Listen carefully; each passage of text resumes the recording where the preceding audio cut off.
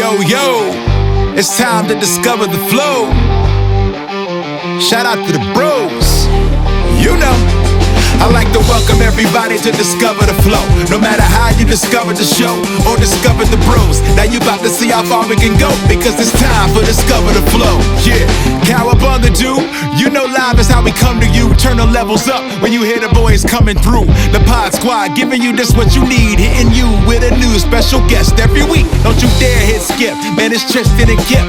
DTF Pod about to take you on a trip. Mega Ran bring the heat, yeah. But be clear, I wasn't even supposed to be here.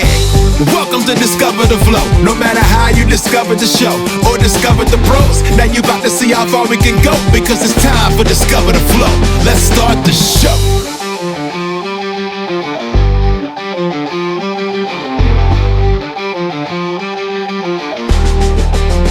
I'm a lot. I can't. So I have different email accounts, and I go to the email that I've been writing you guys on my computer, and it's like, you have to follow all these steps and do all these things. And I was like, just let me on. And then it was like, your mic's not working and neither is your camera, so you got to redo it and start over. I was like, So I apologize. That's all right. No problem. I had to recently have somebody younger than me teach me all these things so that I could live stream.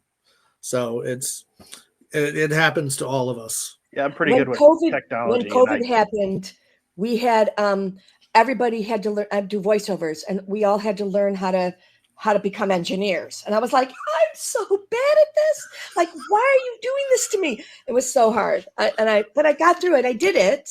But I saw people that were turning their closets in their houses into little recording studios and stuff. That's exactly what happened. Clearing out old clothes. I should have done this in my closet, because the sound quality would be so much better. But I'm not sure how to make the background all go away and be like at the beach or whatever. Yeah, we're not. Yeah. We typically only use audio, 90%. so yeah, we're audio mostly. Yeah, we're good on that. No, we're just happy that you were able to hop on and figure it out.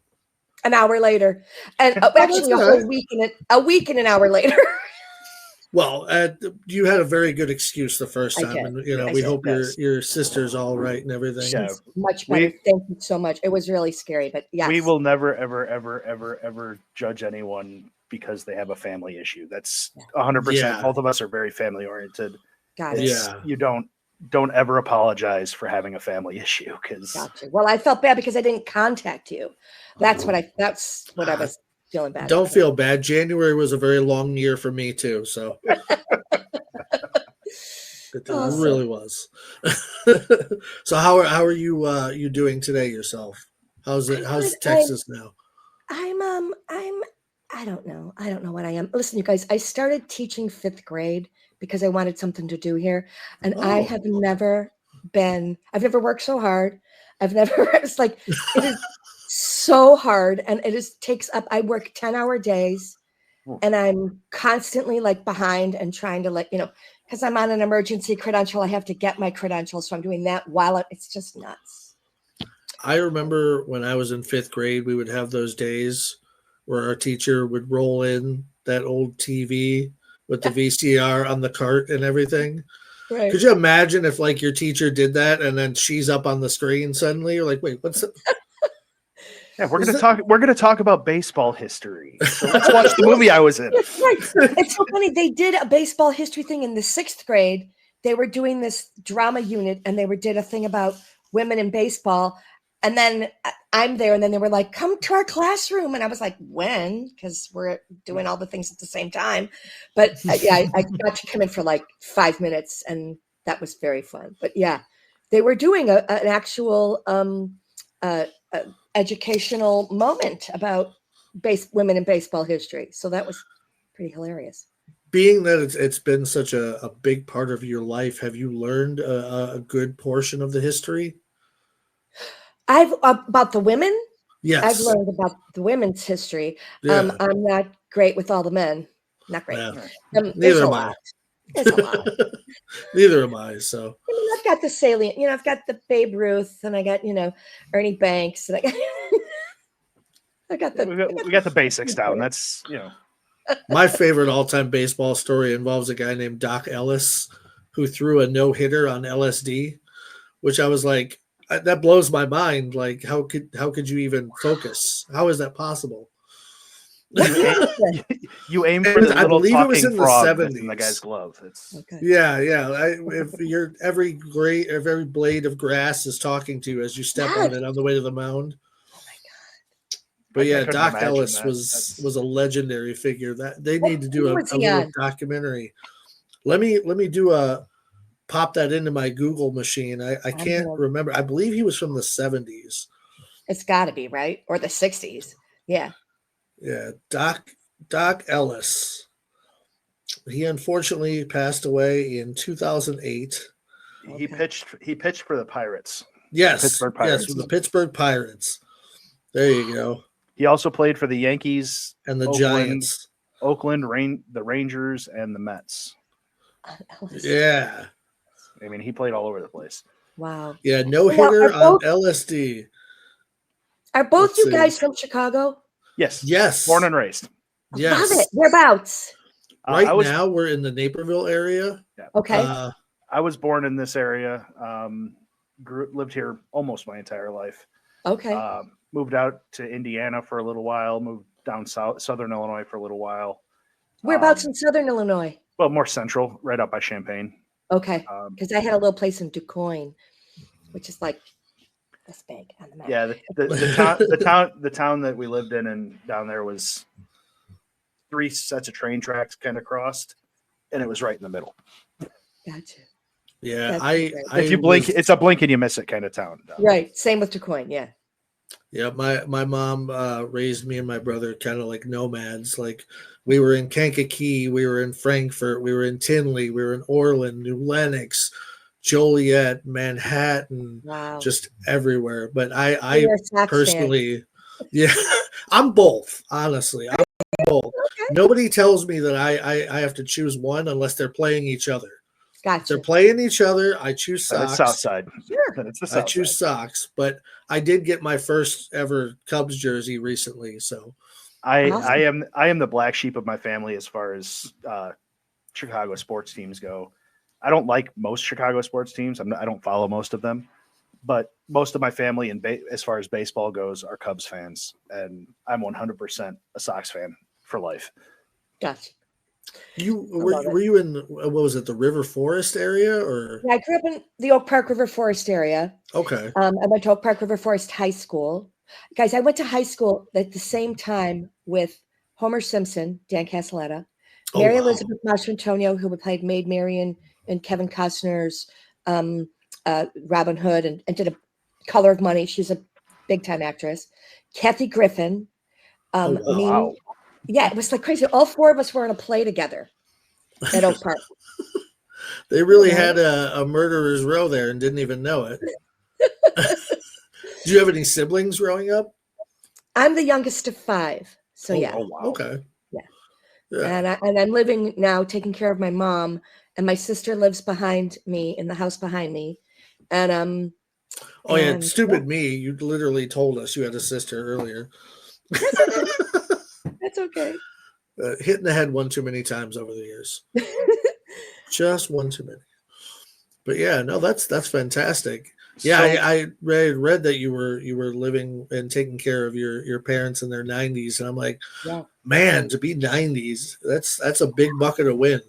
You know, like that's a good life. I mean, my parents are both 75 right now. Been married for over 50 years. I mean, that's an awesome thing. But yes, my parents. I hope they live into their 90s. Let's put it that way. Right. I don't want to deal with that. Lived to see their 70th. 70. Let's see. How old was Dad? He was 92 when he died. So they made it to their 72nd wedding anniversary. Wow. Oh wow. Yeah. You don't hear that anymore. Like loved each other and like held hands and stuff. Like they always did. You know. You don't hear about that anymore. Like people don't stay together like that anymore. It's incredible to see that. Yeah. My grandmother, she unfortunately passed away recently, but when she was really sick, I happened to be over there on what would have been their 59th wedding anniversary. And I didn't know that until after this. I've never seen anything before in my life, but I went to go take my mom's dogs upstairs so that they wouldn't bark when people were showing up. And I saw what looked like a pair of legs walking up the stairs and then just disappear. And I got the chills all over my bodies, and I just kind of laughed and went back downstairs and went, nope. And I forgot that my grandfather passed away in that house. And then my mom told me later on, she's like, yesterday when you were here and that happened, that was their 59th wedding anniversary. Oh my God. And I was like, oh, maybe he was just coming to visit her, Maybe. You never know. I love that. Well, and she didn't stick around too much after that either. So No. that might have been him coming to say, it's okay. Hey, come join me. Let go. It's okay. Yeah. Right. So how did the acting bug bite you originally? Oh God. So I was 4 and I was in pre-kindergarten and I was dressed up like Puff the Magic Dragon in the full dragon costume with the head and the whole thing. And I could see through the mouth, and my job was to skip back and forth on the stage while the rest of the crew sang Puff the Magic Dragon behind me. So I'm skipping, and the whole school's there, and the parents and everything. So I went to 6th grade, my school, and every single person as I skip would go, "Oh!" And they were like all together, and I was 4, and I was like, I am the scariest dragon ever. And what happened was I was this far from falling off the stage every time I skipped. Oh, so gosh. there was somebody like coming out and moving me upstage. Like I would see the teacher in the wings, going, "Oh," and I'd see the teacher being like, "Oh," and I was like, "Guys, I'm 4. Come out on stage, move me back. Not going to ruin the show. It's going to be okay." Luckily, I didn't fall off the stage. If anything, it just got another laugh, Right. I got the acting bug in that moment because I had the entire group in the palm of my hand. And I thought, whatever this is what I want to do for a living. That's better than most people starts where you ask them and they're like, oh, I was a rock or I was a tree or some character that, was just invented because they had too many kids and couldn't tell anyone no. I got to be Puff. And then I kept going to my teachers when I could read and read. I was reading plays constantly, and I was like, "Let's do this play, please. Can we do this play?"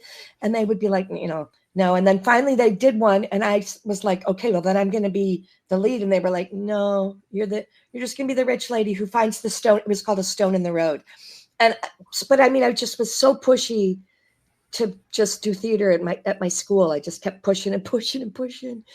And then I did some extracurricular theater in 5th grade. And then, I just kept doing it. And theater was my love. Theater was my first love. Is that something you've kept up with over the years? Or? Yeah, I did Menopause the Musical on and off for 18 years. Now, what's that one? I've never heard of that one. You've never heard of Menopause the Musical? No. Oh, my God, that's hilarious. Well, it's been going since 2001 or 2. And it was a... Hey, there's that handsome face. Okay. Sorry, Technical difficulties. Technical difficulties. I'm with you. The woman that wrote it was a marketing person, and she wrote it, and it hit a chord. I mean, I went to Singapore. I went to Malaysia with this show. Oh, I went to every single state in the United States doing this show. It was a really great experience to be part of that, and going to places I never would have gone in a million years, and seeing other people and seeing other ways of living, and just, it was a real eye opener for me. And so and I mean, I did a ton of Chicago theater before I moved to LA, and then I moved to LA and I did Second City in LA. And with with Ryan Stiles and who else? Richard. Names. Come on, Megan. I'm blanking. Hang on.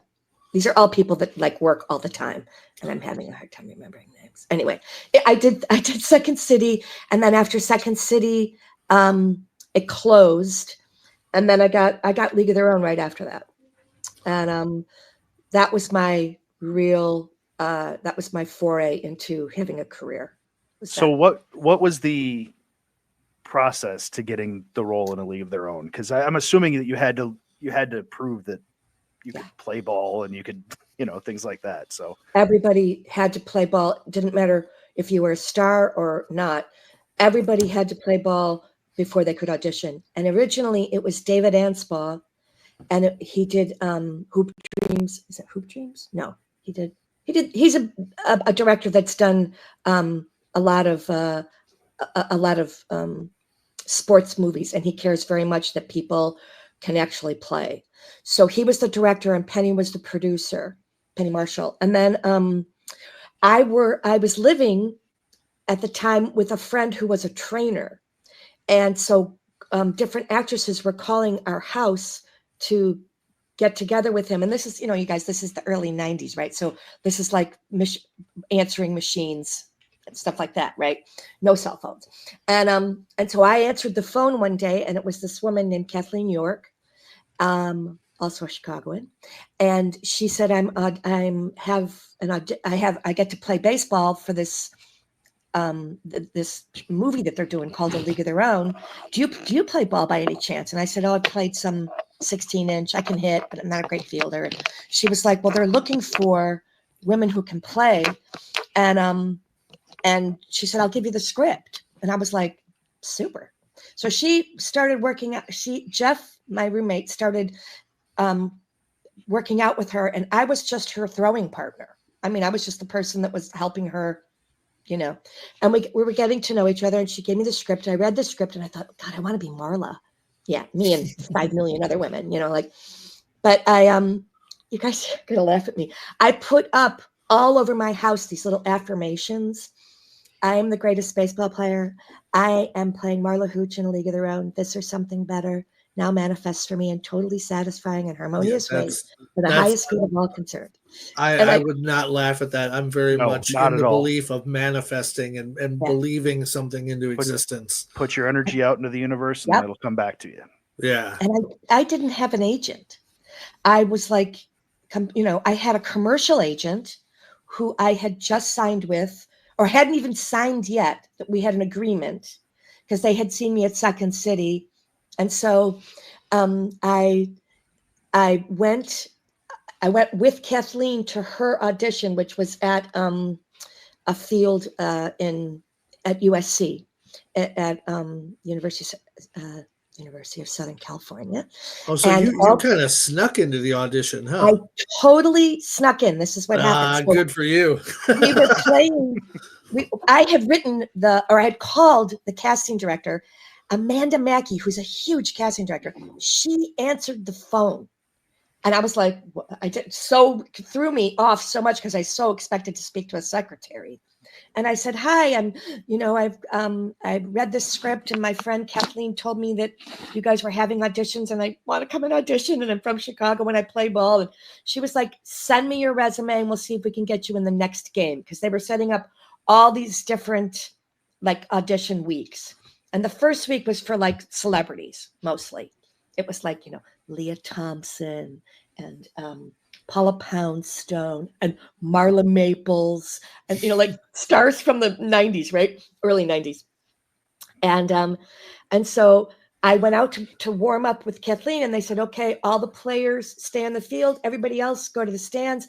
And Kathleen grabbed my shirt and she said, stay. And I was like, So when they came to talk to me, they were like, who are you? I said, well, I talked to Amanda, and I have an appointment for next week, which was my first lie. I said, but I would really love to play this week. And they said, okay, go grab a jersey. And I was like, oh my God, I'm in. And then, you guys, I played the most inspired ball of my life. I've never played as well, ever. And they came up to me and they were like, who are you? And who are you with? And I hadn't signed with this commercial agency, but I told them that I was with them. And so I had to call them over the weekend and go, you might be getting a phone call about a movie that I auditioned for. And I snuck into, and they called on Monday, and they said, and the agency called me and said, yeah, you have an appointment. You're going to meet with Penny Marshall. Whoa. And I was like, okay, well, that didn't work out. wait, no, I was meeting with David Anspaugh. Sorry, because there were 2 audition points. I was meeting with David Anspaugh, and I met with him, and I did it, and I had my audition, and I met with Rod Dado, who was taking care of all of the baseball stuff. He was the old, head honcho at USC in their department in the baseball, and then I went away, and I was supposed to get married to my ex-husband in May, and this was like February, and so I was like, oh, if I have to cancel my wedding, I'm going to have to know. So, because I was going to cancel my wedding for sure if I got this movie. So basically, they said, we release you, and it didn't go any further. And I was like, wow, I got far though. Look how far I got on my first audition ever, Right. for a movie. And like, this was amazing. So then, I had learned It Had to Be You, the Ray Charles version. And when I heard it on the radio, I burst into tears. Like I realized you're not going to get to do this movie. And I thought, oh, well. So That's one of my favorite parts of the whole movie, by the way. Thank you. Because the way you play that, because I believe you're supposed to be inebriated in that, aren't you? Extremely, just extremely. Totally extremely inebriated. just playing it like a complete vamp the whole time. Right. And just the juxtaposition of the character not Right. being like that at all. Yeah, because you see it's like a personality finally coming out. And Yeah. Yeah, thank you. I love it. Was so fun. So then a year later, it came back and I got a phone call saying, Penny Marshall's looking for you. And I was like, what? They're going to do this movie again. This time she's going to direct it. And it's not going to be Fox. It's going to be Sony. And in the first year, it was going to be Jim Belushi and Daryl Hannah as Tom Hanks and Gina Davis. Okay? Oh, wow. So, but Interesting. Initially, Gina wasn't in it. It was Deborah Winger. So it was Deborah Winger and Lori Petty playing sisters. And what happened was they said, you're going to go to this audition. I met with Ellen Lewis. Ellen Lewis was now the casting director. Amanda was out. And I had a great meeting with her. And she said, I was supposed to meet with her and Penny couldn't be at the meeting. So whatever. I was like, okay, cool. This is like the first, this is my first movie. So then they said, we're going to have a very unconventional callback. You may be asked to read other roles besides the one that you think you're right for, that you've been auditioning for. Yeah. And so I was like, okay. So they said the other actresses will be there. So just be familiar with the script so that you can read other roles if asked. And, good luck to you. So I went, and it was Deborah Winger, Lori Petty, Rosie O'Donnell, Freddie Simpson, Tracy Reiner. I don't remember if Biddy was there. I don't think so. Some of the girls that had already been cast. And then I came in and I read for Marla, only for Marla. They did not ask me to read for anything else but Marla. And I left that day thinking, I'm not going to get this. And I walked out, and Rosie O'Donnell kind of chased after me and said, hey, she said, you're the best Marla we've seen so far. And I said, oh, thanks. I left, and and it's terrible what you hang on to. I heard the word so far, and I thought, I'm not going to get this. Yeah. Dumb. I mean, she just came and complimented me, but I didn't hear that really. You know what I mean? So I went home back in the day, talking on the telephone with my best friend in Wisconsin. And the phone was interrupted. The operator comes in and interrupts it. We have an emergency phone call from Spotlight, which was the agency where I was, that had hip pocketed me for this. And I said, I'll call you back. And my agent on the phone is going, you got that part! You got that part! Screaming at me. I burst into tears. I'm like, oh my God, you start tomorrow. You're going to have to go through baseball training, and they're not going to pay you for the baseball training. So I was a waitress at Ed DeBevick's in LA. Okay. Oh, wow. Okay. And I go to work, and I'm like, you guys, I got this movie. And they were like, everybody was crazy. And I said, but I have to start, but I'm not getting paid. So people, they worked with my schedule at Ed's so that I had some money. They were so kind. And then I went and we did a 2 months of baseball training, serious training, like every day, lots of coaches working on hitting. Now I had learned to bat left-handed with Jeff, my trainer friend, Jeff Hermanson, my roommate, before, so that I could audition, knowing that I was a switch hitter. My character was a switch hitter. Are you not left-handed or? And I had learned to do it. So by the time I did the scene in the gym with my father, I was doing 85 miles an hour, both sides. Oh, wow. Wow. Yes. I mean, those coaches, what's the time frame though there? Like from the time 2 months. 2 months, and you learned how to switch hit. Well, I learned to switch hit a year ago on my own. Okay. But then they helped me and perfected me. You know, a lot of batting cages, So a lot of hitting off a line. Some professionals that still can't do that. I know. So the warehouse scene where you're hitting, that's actually you hitting? Yes. Oh wow. Oh wow. They did not tell me to hit the windows. That was done with a giant slingshot that they, did a whole thing for. But and this is the thing, Penny doesn't know very much about baseball. And I come in, they fly me in from another set. Like, you gotta get there now. I get in the car. We're going like 95, 100 miles an hour in this BMW convertible, not a Teamster, like big problems, right? And with a police escort to get to the set. This is in Indiana, right? So I'm just feeling like, oh my God, this is so much fun. The rush of being able to go that fast. Okay, with no, the police were like escorting it. I get to the set. I'm in my costume. I come in, and Penny goes, "All right, we're going to use your double." I went, Penny, you guys just rushed me here at 100 miles an hour. Give me a chance. I have been working so hard. You gotta let me try this. And she was like, "All right, but try. Hit every ball." It's a live college pitcher that I'm hitting off of.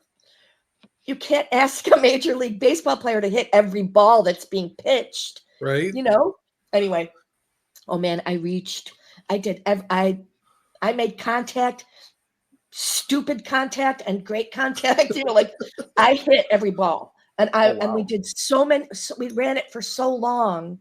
My arms were aching. Like I was the next day when I came to the set, they gave me a trophy that said, batting champion. And Penny said, "We're going to use all your footage. We're not going to use any of the double." And I was like, "Oh my God, that's fantastic." I'm just imagining Laverne saying this to you because I mean, it's just so fantastic. Well, Megan, going to do the thing. You're going to come over here. You're going to do the thing. You're going to go over there. I'm sorry, Penny. What? You're going to go. You're going to do the thing. You're going to come over here. You're going to go over there. You're right. Action. I was like, okay, here we go. Kevin Smith is a big person that we're inspired by and love with. And I guess in her later years, she lived right down the block from him. He said she was very quiet, always nice when she said hello and came over and podcast with him. But he said the most times I ever saw her was when she was driving down the street by Runyon Canyon, and she was always hauling ass. Well, she was driven. Her driver's driving. Whoever was driving her in those later years was hauling ass through the Hollywood Hills. When the fires happened, I was so worried that her house burned down. I think that whole block ended up getting saved, they said. You know what, though? I had a friend who drove by and said her house was okay. Yeah. Yeah. The Runyon Canyon, apparently, most of it got saved. Yeah, everyone was evacuated, and everybody left except for this one German couple.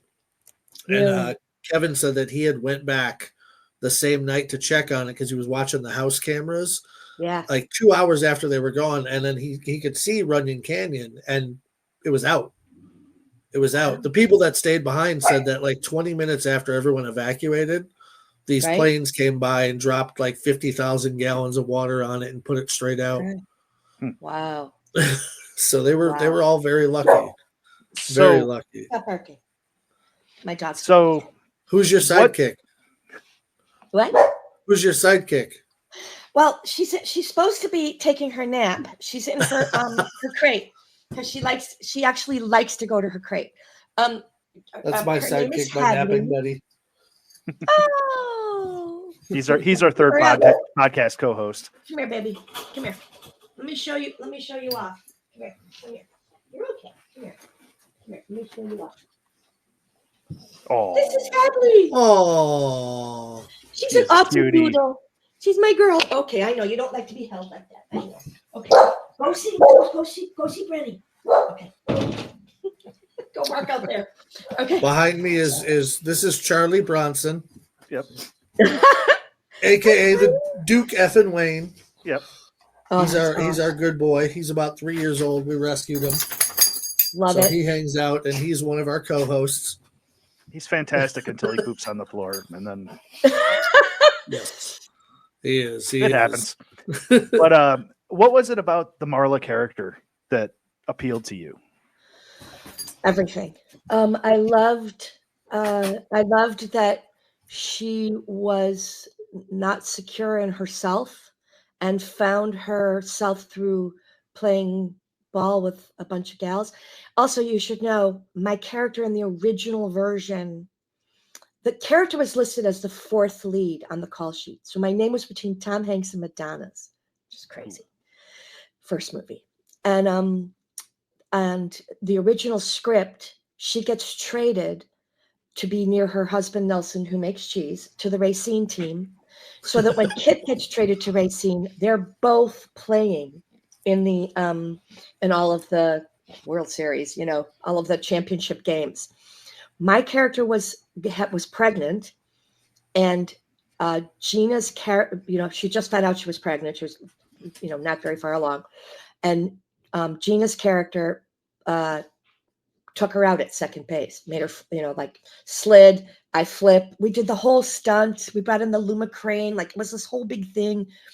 And Marla ends up in the hospital, and they think that she's going to lose the baby. So Dottie's character is crying. In the scene where she's crying, she's actually crying because she put Marla in the hospital and thinks Marla's going to lose her baby. That is, and then they had the husband. It got all re-edited, just completely to a different story near the end.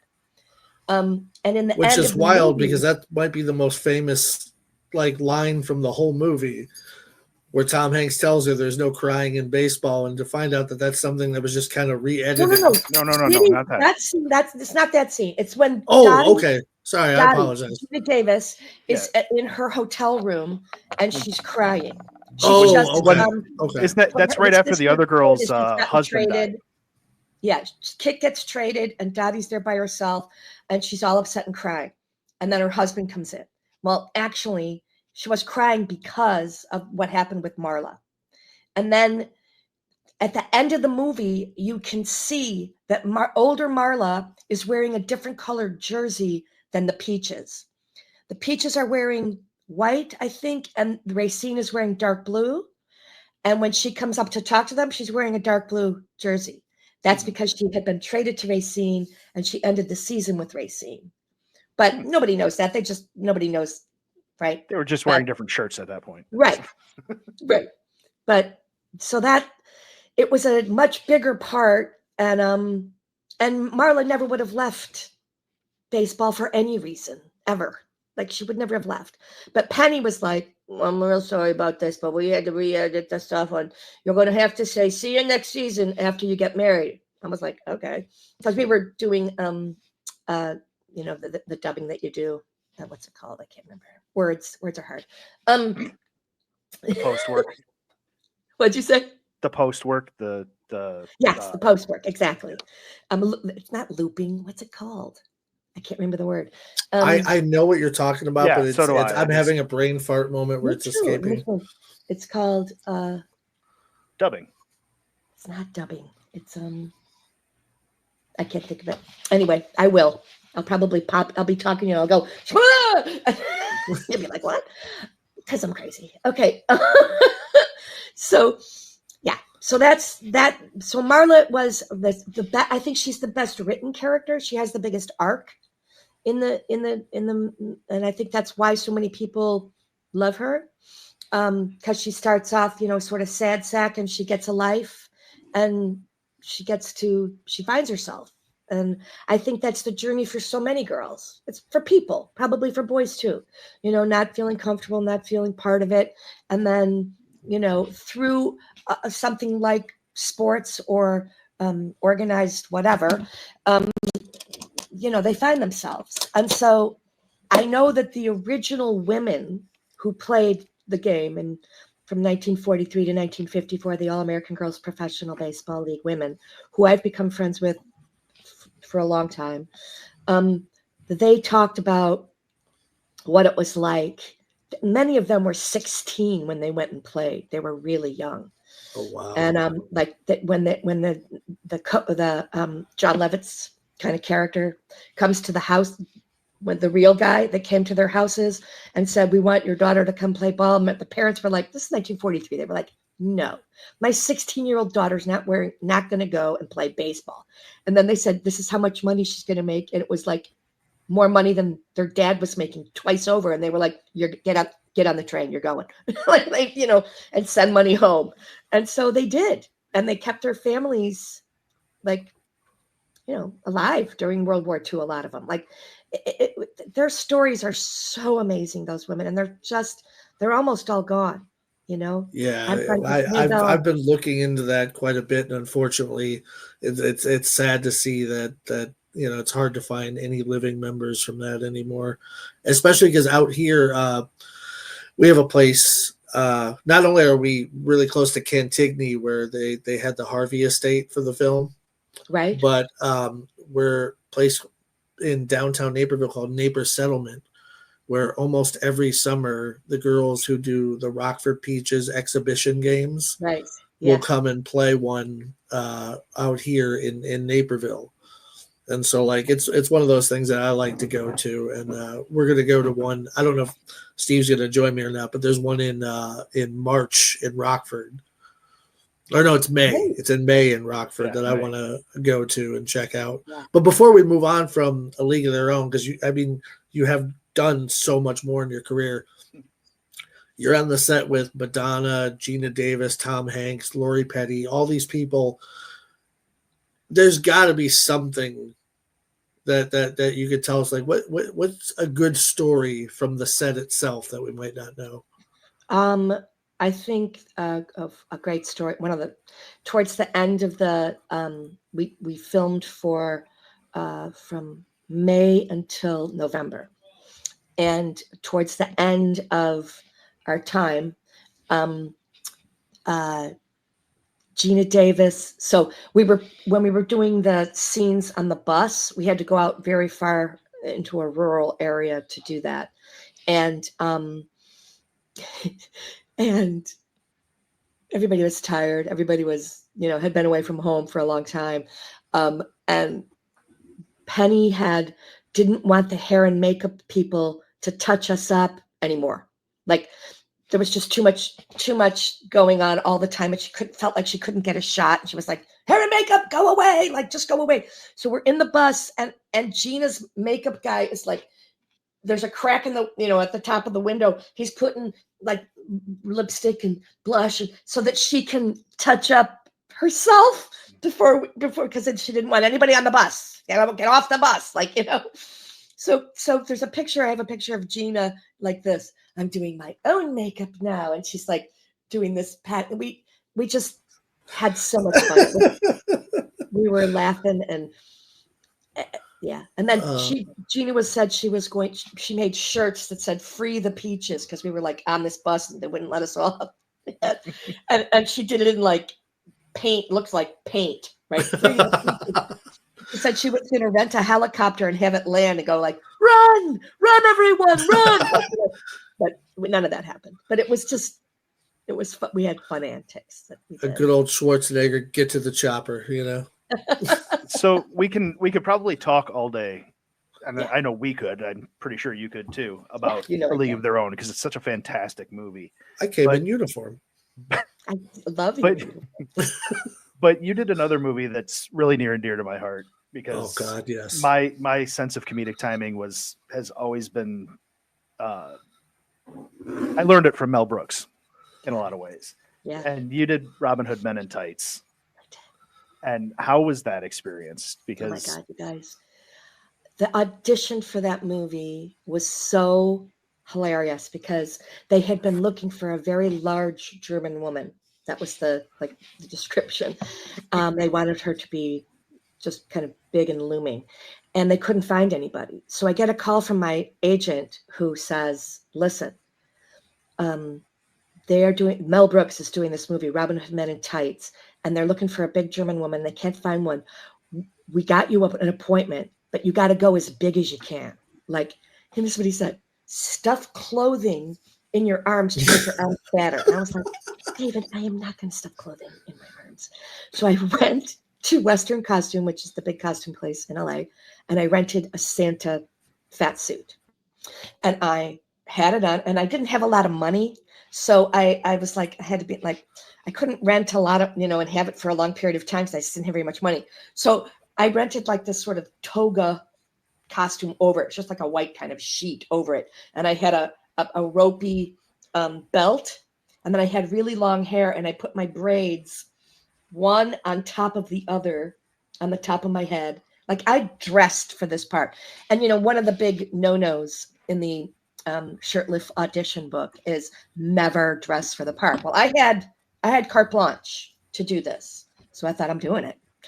And I had memorized all my lines, and I knew everything. And I had, and I literally lived a block from where I was auditioning, where we ended up shooting a lot of this at the studio. I lived one block away, and I walked in this outfit, to the gate. I said, I have an audition with Mel Brooks. They were like, okay. And they let me in. And I went, and I walked into the room as Broomhilda, and I had my German accent. And they said, it's very nice to meet you. He was like, whoa, what is happening? Like, he was blown away that I did this. And he basically, if you're able to catch Mel Brooks off guard, that's got to be something special. Yeah, that's got to be something he's going to remember. And then he dubbed me on the set one of his German women, which was an honor, Madeline Kahn. And yeah, I was just blown away. God. And don't even get me started about her in Blazing Saddles. Oh God. Oh, Mel Brooks in general is just amazing. Robin Hood Men in Tights was the first Mel Brooks movie I felt safe showing my son. Right. Because I waited till he was about 13 to show him Blazing Saddles. Right. That's about when I saw it. It like blew my mind. I was like, people can do and say that? What the? But when I now, but back then. No, God, no. That's like Tropic Thunder. You couldn't make either one of those movies now. No, you could not. No. Movie, by the way, I love that movie. But I remember taking my son to meet Carrie Elwes because of The Princess Bride, which is my all-time favorite movie. And we get up there. He goes, "Can I ask him a question?" I was like, I have nothing. So yeah, go ahead. And the two of them sat and talked about Robin Hood Men in Tights for about 5 minutes to the point where you could see the people who were running the event started to get annoyed. But I'm like, what are you going to do? Tell Carrie Elwes he can't talk to him? Right. And they were just back and forth about we're on the East Bank, we're on the West Bank. Right. And he was telling them about Dave Chappelle and how he kept making them laugh on that. But yeah, no, that was, like I said, that's a big one in my house and in my mind. Yeah, it was great. So Mel loved my outfit so much that he bought that fat suit from Western Costume, that was the fat suit that I wore. And I mean, he was, you guys, he made a phone call for me for an audition that I had for another movie. And it was like an out-of-body experience. I'm listening to him talk to this person, and he's going, I've got this actress here. And she's, first of all, when he calls, they say, may I speak to so-and-so? And they go, who is this? And he goes, Mel Brooks. And he goes, yes, really? Are you able to say what movie it was?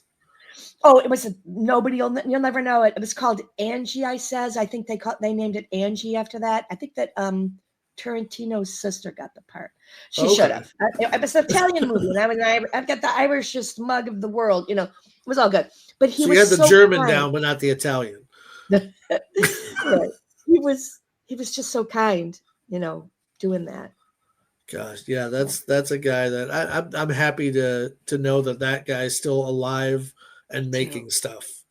Yeah, because I watched History of the World Part 2, the mini series that they did, and I know he had a heavy hand in that, and that was fantastic. I haven't seen that. I gotta watch that. I've seen the movie, but I haven't seen the. I think it's on. I think it's a Hulu thing. I'm not positive though. I'll check it out. But what were you? Go ahead. Go ahead. No, go ahead. Ask your question. No, I was going to ask. I was like, you're on the set again with people like Mel Brooks and Dave Chappelle and Carrie Elwes, but you weren't really working with Dave and Carrie that much. So, like, what was your experience on the set there? So I worked with Carrie quite a bit, but I worked with Amy Yazbek the most because she was Maid Marian and I was her maid. Yeah, and we had so much fun, and yeah, she was dating Megan names. Come on, never mind, forget it. She was an amazing friend and we had a lot of fun together. The whole chastity belt and all that stuff, like no ding ding without the wedding ring. Without the wedding ring. Right, and a little doo doo on your head. Yeah, it was so much fun, and it was so great because I was only a block away. We also did a lot of exteriors out in like Lancaster, and it had rained a ton, so it was super lush and green. Oh, you guys, this is my favorite Robin Hood story. So, there's a part where they have a fox, and they say "fox her," meaning fax or fax him, and then they put the little note on the fox's collar and send him out. So they bring out this fox that, is a part of this guy's litany of animals that he trains, right? And they are, okay, we're setting up the shot. Okay, I was there that day watching. And they put the little note on and they send him and never came back. It was like, oh my gosh. I'm out. This is the best place ever. See ya. The 12th century fox. Freedom. Right. So I was like, well, I hope that one take worked because we're gonna have to get a new fox. Well, I think in the final movie they sped that up. They did, and they put did. like a weird sound to it that wasn't. Yeah, it was the chittering. It was the chittering noise. It sounded like a squirrel chittering. Yeah, it was something like that. That always stuck out to me. That was so damn funny. Yeah. Oh my gosh. So, Men in Tights wasn't your only Mel Brooks experience.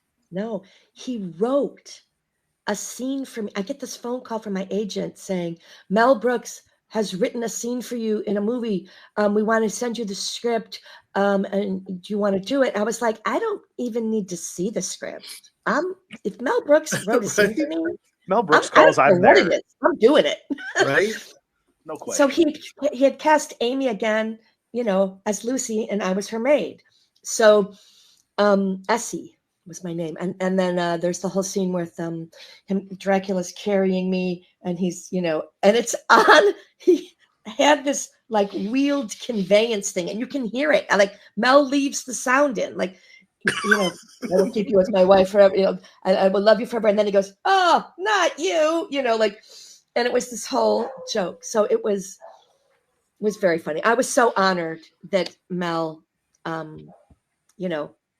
asked me to do another role. And then he came and I did Jimmy Neutron. I was the voice of Jimmy's mom, Judy, forever. And Mel came and did an episode for us where he played a Jewish Santa Claus. It was hilarious.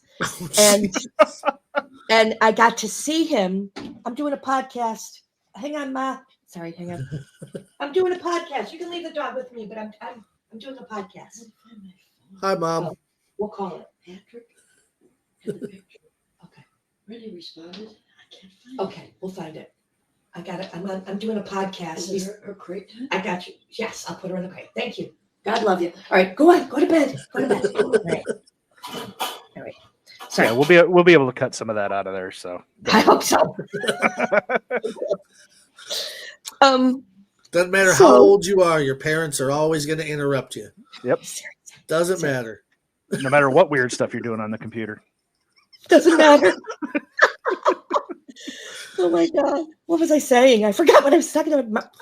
Mel did a Jewish Santa, you were saying. Right. Yes. On Jimmy Neutron, everybody that's involved with Jimmy Neutron lined up for him to sign autographs. And I hadn't seen him, I don't know, 10 years or something. It had been a while.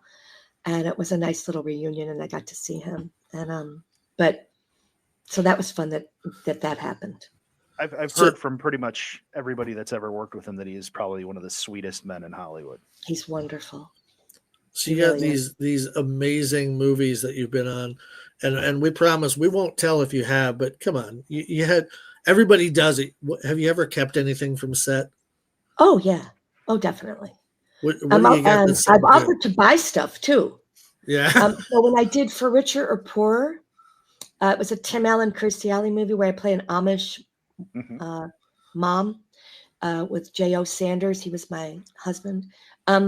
I kept, or maybe I bought it. I don't remember if I bought it or kept it. This old-fashioned oil lamp. It has since broken and I don't have it anymore. Let's see, what else have I done? When I did League, they gave me my uniform and it's in the Cooperstown Hall of Fame, which I have a ticket to.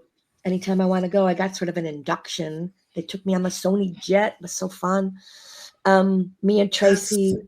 Yeah. I don't mean cutting you off, but that's kind of a story I would like to hear. Like, how many actors or actresses are in Cooperstown? You know what I mean?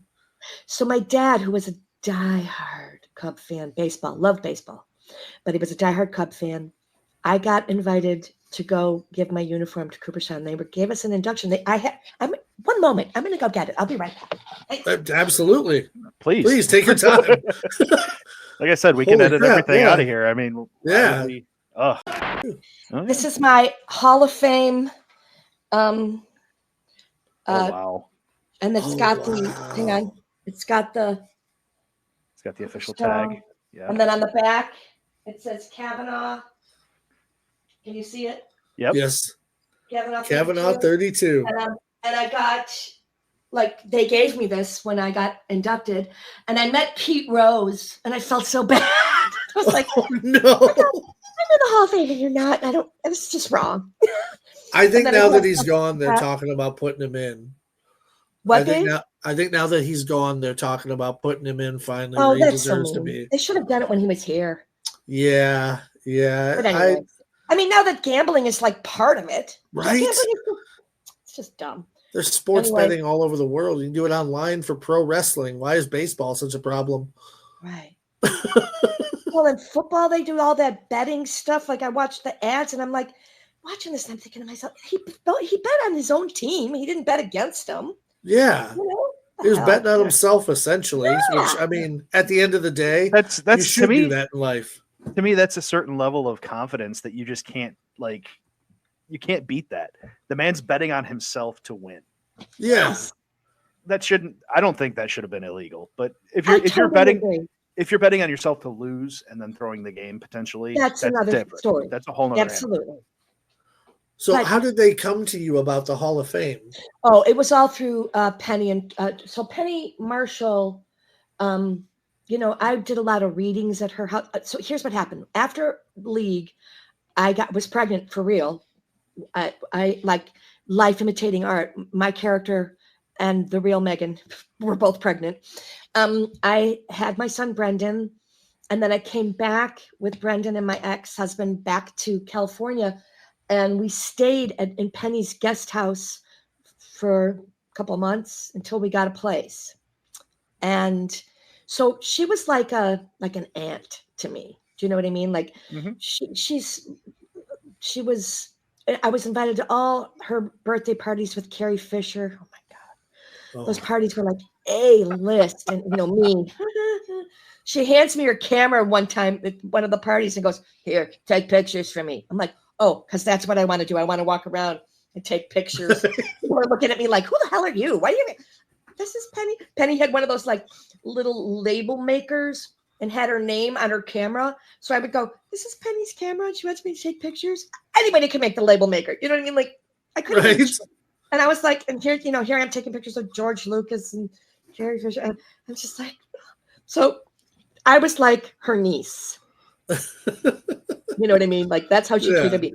And I loved her, and she was in my life. I was in her life, and she was in my life until she was gone. So yeah. I forgot the question. Oh dear. Oh, I was how you came about, like how they asked you about the Hall of Fame and everything. Right.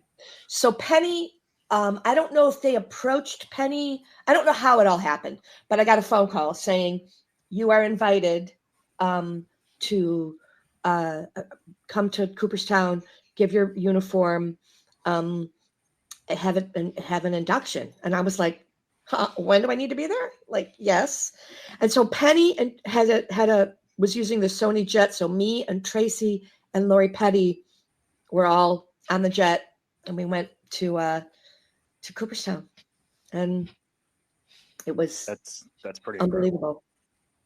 Yeah, that's a fantastic. And I mean, I know you've gotten to do a lot of cool things. Like you got to sing "Take Me Out to the Ball Game" during the Cubs 7th inning stretch. That was a bucket list. Of course.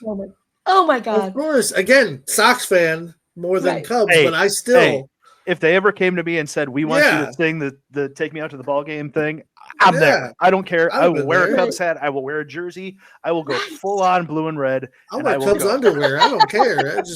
It's so true. I will betray everything that I believe to go and do that. Right. I mean, again, like I said, more of a Sox fan. But when I chose to take my son to his first baseball game, I took him to a Cubs game because that's a ballpark. That's a baseball experience. Oh, you guys coming through. So we walked through the it's a door that they never use. Like I don't even think that door is there anymore. The door where we walk through and come onto the field. Mm-hmm. It's like a maintenance doorway to, I don't know. It was just a dark, shadowy, tunnel, and then you come out. And I am a Cub fan, like a big Cub fan, and doing that, like the emotion of just being on the field was so overwhelming. And then this, like, I got to put my arms in the ivy. I used my friend Mark DiCarlo, my cartoon husband. He plays Jimmy's dad. He gave me his glove, and I put it all in the dirt, and then I ended up losing his glove because I'm very ADD. Oh no. But his glove had a great time. I said, "Your glove had a great time. It visited Wrigley. It got dirt on it. Like, don't hate me." It's still there somewhere. Oh, even if it's not, just tell him that. Be like, it's still there somewhere. So and my dad, it was a closed set, but she let my dad come to the set, and he arrived, and he had his tie on from work. My dad was a salesman, and I saw him like far away arriving. I could see him, and he's undoing his tie, and he's looking around. I'm gonna cry talking about it. And I went and got him, and we went and sat in the Cubs dugout. Oh gosh. It was church, and it was, so sacred. And if you sit back on the bench, I'm 5'5", my legs dangle. My dad is 6'1", so he could sit back on the bench and his feet touched. But we just sat in the dugout. Almost makes you feel like a little kid. Yeah. Right. And he said, my none of my sons made it to the major leagues, but my daughter sure did. She made it to the Hall of Fame. I did. And he lived to see that, which was great. And he lived to see me throw out a pitch at Wrigley, and I threw a strike. I saw that. Oh, wow. It was a very slow that video. Listen, it's slow or fast. It was in the box. That's all that matters. It was the accuracy is what counts. Yeah. And then I You had can, you can work on speed, but accuracy is it's an art form. right. And then I threw a strike also at a slow strike at the Red Sox, the other great ballpark, Fenway. Mm-hmm. And the guy came up to me and he said, "That was money." Nice. I was like, yeah. Man, So- baseball really has been a huge part of your life. Oh my God, it's been very good to me. Very, very good. Yeah, we only got a couple more questions before we do our Pivo question here at the end, but I want to know, like, how did you end up in voice acting? Mark DiCarlo. Mark and I did Second City together in Santa Monica. We were part of the touring company, and then I went to main stage. But he knew the producer of the Steve Odekirk of the, and he knew Steve's right hand man was Paul Marshall, and Paul and Mark were like really best buds. So Mark said, "Listen, let me and Megan audition together as the parents," because he and I have always improv. We're great together.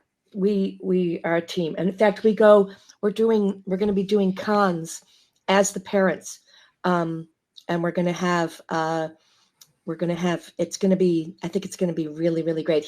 Mark is like a genius with like marketing and thinking things up and doing stuff. So he has great ideas for us. Anyway, so he had talked to Paul and said, "Hey, let us audition together." And they did.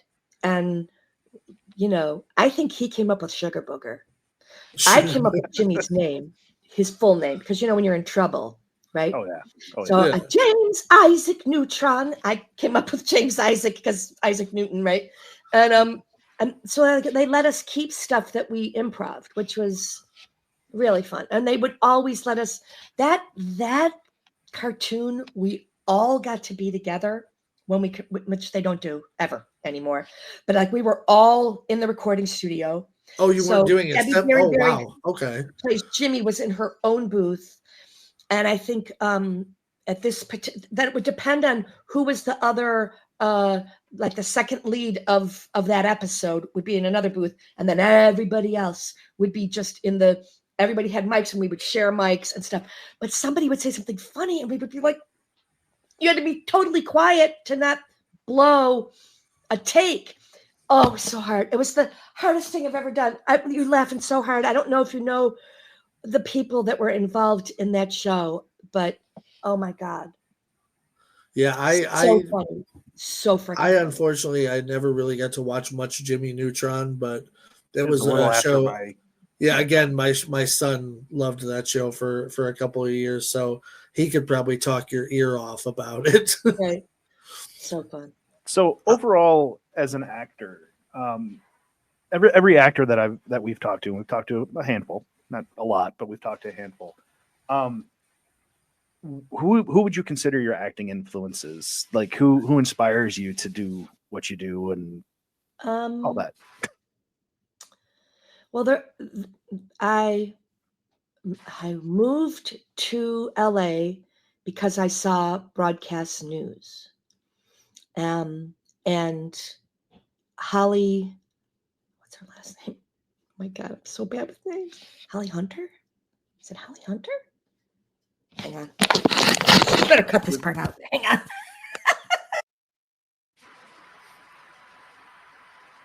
And I went, like, Oh, yes, Holly Hunter. We lost you. We lost your voice. But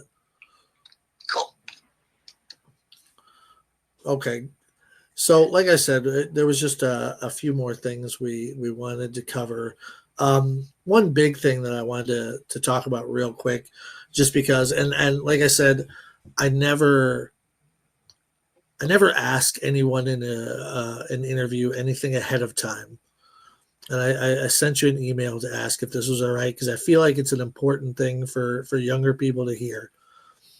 And I've always said, there's the old saying, for all I've done wrong, I must have done something right. And the first time I ever felt that in life was when both my niece and my son came out. because they were both so comfortable with it, and it wasn't a worry. It wasn't, oh my God, what are they going to think? It wasn't anything like that. They actually both came out in joking situations to where it was like, oh, yeah? And they're like, yeah. And I was like, okay. And then went back to our nachos or whatever we were doing before. Because, it doesn't really change anyone's life from one moment to another. So I wanted to ask you, and I thankfully you're very welcoming with allowing me to.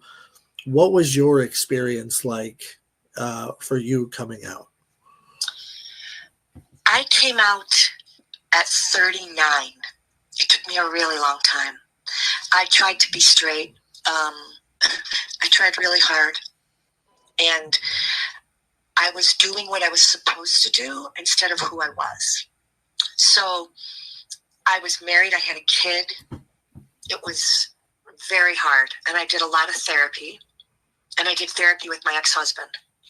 And it came out in therapy. And my ex-husband was so cool about it. It's like he just really felt for me, and he knew that this was what it was. And so I had the support from my spouse, that, and he was, obviously we were getting divorced, and we were both sad about it, but we're still friends to this day. When my son Brendan was in high school, Todd is my ex-husband's name. Todd and his wife Ariane had 2 girls, and Brendan and I and my partner at the time, Ann, we moved to Palo Alto, and we lived next door to each other so that Brendan both his parents could be parenting him during high school. And so that's just who I was dealing with as a spouse. That's tremendous co-parenting, honestly. It was tremendous that he was as cool as he was. And I was so worried. I grew up in a very Catholic family. I was very worried that my family, who I'm very tight with, was not going to accept me. That's why I think it took me so long to do it. And I came out to my siblings, different siblings first. And my sister that lives behind me, the one I'm closest to in age, the one I'm closest to, she ended up telling my parents. And I was like, Lizzie, she was like, Mom just thinks it's a phase. Anyway, it all worked out. My family was fine with it. They teased me a little bit, like, really, this is what you want to do? They were more like that than they were like, oh no, So I had the acceptance much more than I thought. And yeah, and so it was not a horrible experience for me. The horrible part for me was living, knowing that I wasn't being true to myself. But I didn't know it always. First of all, it wasn't even in the possibilities of things for me in my brain. I didn't even know. I know that sounds crazy because gay and lesbian people have been around for forever, but I just didn't know that I could be with a woman. And when I was finally, I was like, oh my God, why didn't I do this sooner? This is so more my jam. I don't know how to say it. And after, and so I'm very happy with my life and with who I am now. I feel way more authentic. And it's, I'm just so grateful that I had the support on my end, because I didn't think I would. Yeah, that's always what I look for. I love knowing that there are people out there that get the support right away, and they get the love and acceptance the way they should, because it should all be that way. But unfortunately, it's not. But I always think it's positive for people to hear stories like that where it does come right away, so that not everybody has to be afraid of who they are. Right. I remember sitting at Six Flags with my ex-wife, and we're just watching our son run around with a bunch of his friends, and we're having a drink watching, and she just casually looks at me, and this is before he came out. She goes, "He's gay, right?" I went, "Yeah, I'm pretty sure." And then we went right back to what we like. Again, we had like churros and drinks, and we went right back to what it was, because again, didn't affect our life differently one moment to the next. Well, you're still the same person. I mean, that's part. Yeah. When the social construct becomes a barrier for a family, you have to go, what's the most important thing here? The social construct or the kid or the person that you love? Like, for me, it's a no-brainer, but for some families, the social construct of a man and a woman is too important, and they deny their own children. Like, I just don't get that. But it's weird times. I've never understood the problem with more love in the world. So, yeah.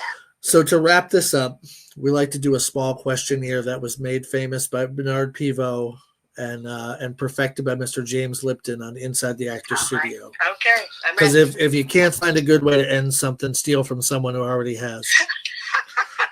Okay. Miss Cavanagh? Yeah. What's your favorite word? My favorite word is capacious.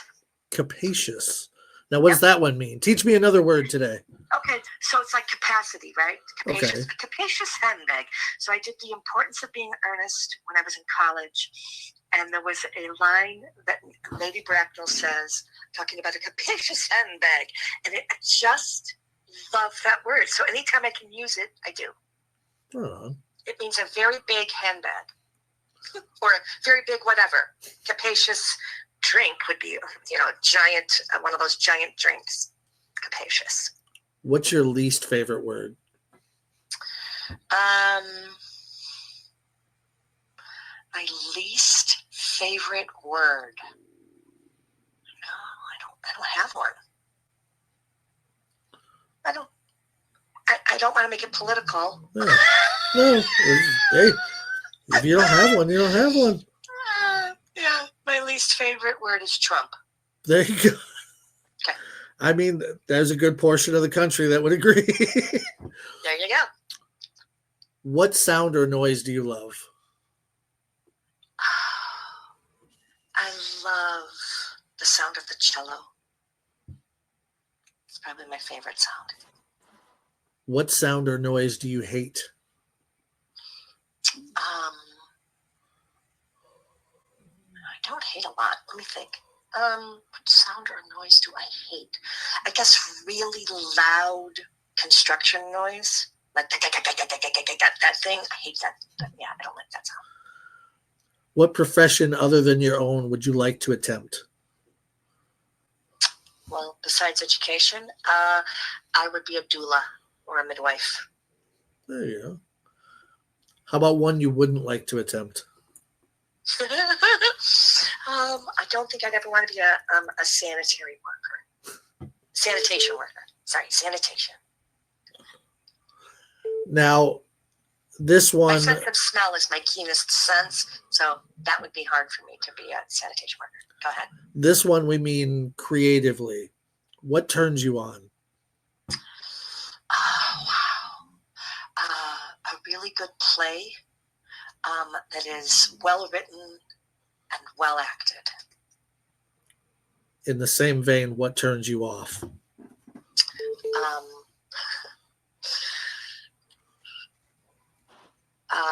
People who are egocentric and brag about themselves and have to take over a party or a thing talking about themselves. Now, here's my favorite question in the whole thing. What's your favorite curse word? Well, probably the one I use the most is fuck. So, but I like to say there was the Pope that left the Popehood. I forget his name. He looked like the evil emperor from Star Trek. Star Wars. The German gentleman. Yes. Yeah. And I didn't like him at all, and my friend and I started saying Mother Poper instead of motherfucker because of him. So my favorite curse word is Mother Poper. That's definitely the most unique one we've ever had. I like that. Feel free to use it. I'm Poper. stolen. Mother Poper. Oh. And my final question before we go, if heaven exists, what would you like to hear God say when you arrive at the pearly gates? All your loved ones that have passed before you are waiting for you. Go have a Jameson and listen to the music and go be with them. I want to be there for that Jameson. It's real.